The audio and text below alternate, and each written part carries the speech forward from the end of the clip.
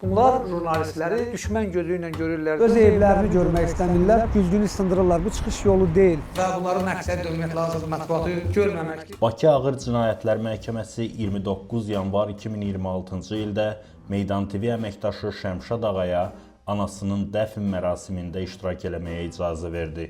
Aylardır beynəlxalq təşkilatların qanunsuz həbs olunduğunu dediyi Şəmşad qısa müddətli azadlığa məhz bu səbəblə çıxdı. Həbsdə olduğu müddətdə isə şəraiti o bir dəfə belə təsvir eləmişdi. Bura xəstəxanadan çox Sovet dövrünün ağır islah əmək düşərgələrinə bənzəyirdi. Ölkənin mərkəzində, paytaxtında yerləşən bir tibb ocağında insan əzabının son həddi yaşanır və bu qapalı məkanda səhiyyədən başqa hər şey var. Rüşvət, özbaşınalıq, biganəlik, insan həyatı üzərində oyunlar. Şəmşad bəy! Bəs kimdir Şəmşad ağa?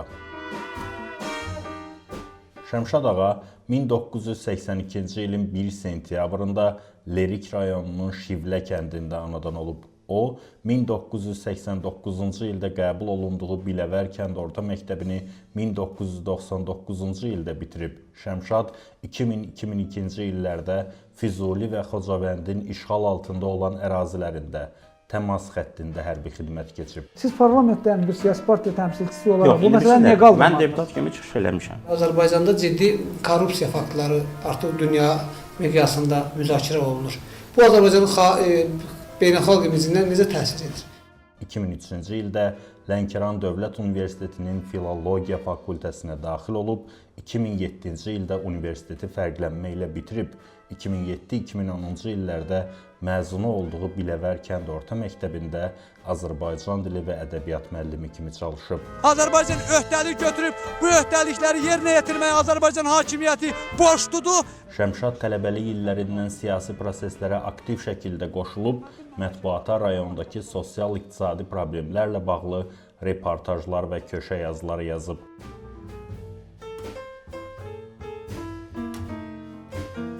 2003-cü ilin prezident seçkilərindən sonra insanların təhdidlərlə Müsavat Partiyasından uzaqlaşdırılmalarına etiraz olaraq partiyanın Lənkəran təşkilatına üzv olub. Tələbəlik illərindən publisist yazılar yazıb, bədii yaradıcılıqla məşğul olub, şeirləri Sənət qəzeti, Məşər jurnalı, Kultaz saytlarında dərc olunub. Şəmşad ağa 2 kitab müəllifidir. Qəribədir. Hamı qaçır və harasa tələsir. Bir-birinə dəyib keçir adamların kölgəsi. Hamı yaxın, amma hamı bir-birindən uzaqdır.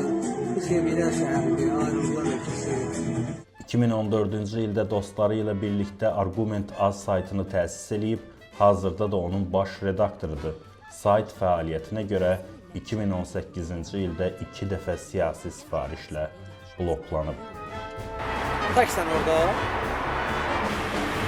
Deməli, ifadəyə çağırmayıblar, birbaşa tutulur. Şəmşad 2015-ci ildə həmin vaxt həbsdə olan Yadigar Sadıqova ithaf elədiyi şeirində yazırdı.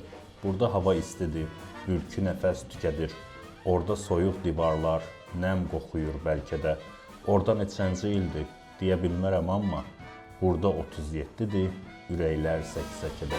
İcra edici orqan mediaya nəzarət edir. Belə ölkədə nə şəffaflıq olur, nə pluralizm olur, nə ədalətlilik, nə demokratiya olur. Ona görə də Azərbaycan demokratiya indeksində, internet azadlığı indeksində, media azadlığı indeksində hətta qonşu ölkələrdən Ermənistan və Gürcüstandan geri qalır. Eyni zamanda gedir Zimbabve və digər ölkələrlə eyni sırada yer alır. 2016-cı ildə Akif Qurbanov və Ələsgər Məmmədli ilə birlikdə gənc jurnalistlərin yetişdirilməsi üçün Toplum TV media platformasını təsis ediblər və Şəmşad orada redaktor kimi çalışıb.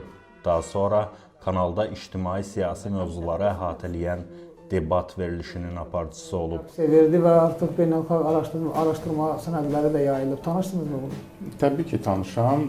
Əvvəla bu fakt onu göstərir ki, Azərbaycanda rüşvətin başında yalnız hansı oliqarxlar, hansı məmurlar deyil, ilk növbədə Prezident İlham Əliyev özüdür. Eyni zamanda Demokratik Təşəbbüslər İnstitutunun nəzdində fəaliyyət göstərən Demokratiya məktəbində təlimçi və koordinator kimi gənc jurnalistlərin yetişməsində rol oynayıb. Azərbaycanda ciddi jurnalist təşkilatları yoxdur. Yarısı hakimiyyətə tərəf keçib, yarısı susub, yarısı ölkədən çıxıb gediblər və onlar da ciddi fəaliyyətlə məşğul deyirlər. Az saylı müstəqil jurnalistlər var.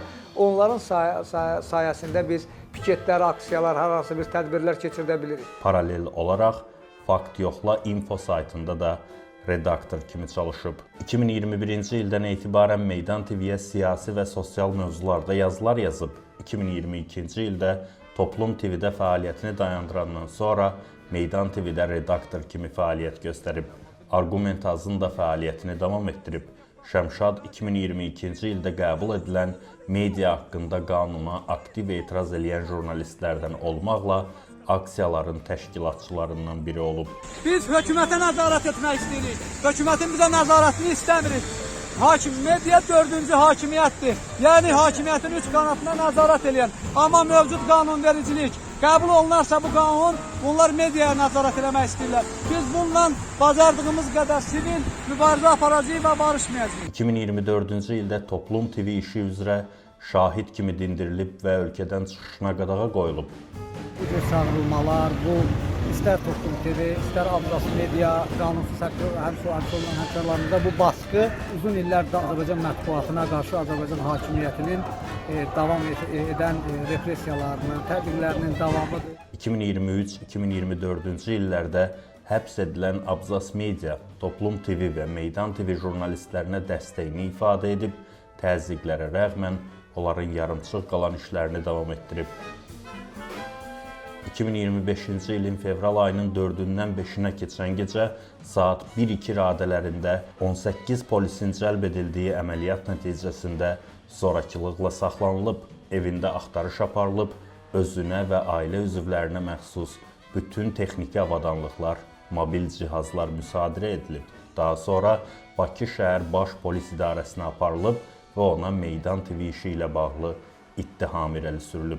O, fevralın 6-sında məhkəmə qarşısına çıxarılıb. Mənə aydın olmadı ki, hörmətli məhkəmə öz qərarını, həbs qərarını nəyə əsasən çıxartdı? Çox sayılı suallarımızın heç birinə cavab vermədilər.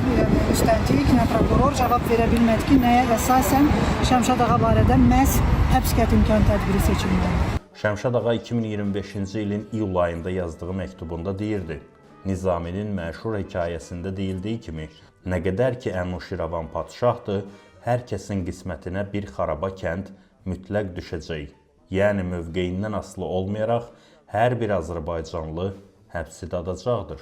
Əgər siz də Oreli oxumamısınızsa, tövsiyə eləyirəm oxuyasınız. Çünki mənzərə eynidir, hər kəs nəzarət altındadır. Böyük qardaş hamını izləyir, sistemin mahiyyəti, fəlsəfəsi budur. Qardaşım Şəmşad ağa cinayətkar jurnalistdir.